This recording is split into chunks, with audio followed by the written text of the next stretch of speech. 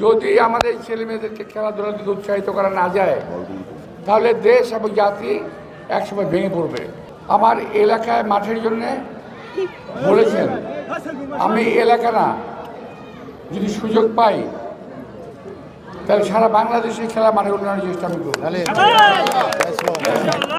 আমি যখন সুযোগ পেয়েছিলাম তখন কিন্তু এই ঢাকা ৮ এবং ৯ দুটি এলাকায় অন্তত 10টি মাঠের ব্যবস্থা আমি করেছি, যা বাংলাদেশের কোনো মন্ত্রী কখনো কেউ করতে পারে নাই। আমি মাঠ করেছি, খিলগাঁয়ে 3টি মাঠ করেছি, বাসাবোধে মাঠ করেছি, সবুজবাগায় মাঠ করেছি, মায়াকারণে মাঠ করেছি, বিভিন্ন জায়গায় মাঠের ব্যবস্থা করেছি, অনেক মাঠের উন্নয়ন করেছি।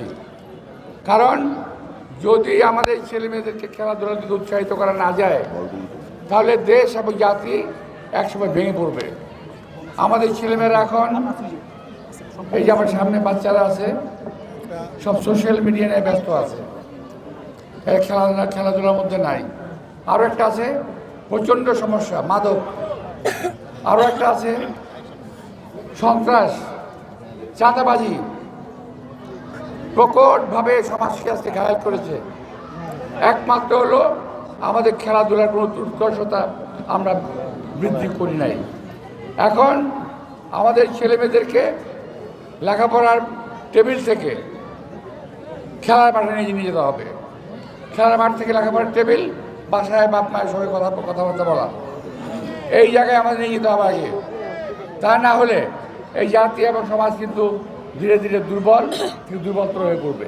তাই আমি আশা করব যে আগামীতে আমরা যদি সরকার গঠন করতে পারি, ইনশাআল্লাহ দেশে খেলাধুলার মান প্রথমে উন্নয়নের চেষ্টা আমরা করব।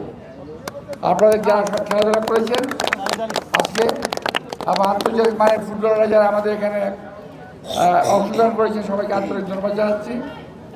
যারা অনেকক্ষণ যাবৎ খেলা উপভোগ করেছেন তাদেরকে আমি আন্তরিক ধন্যবাদ জানাচ্ছি।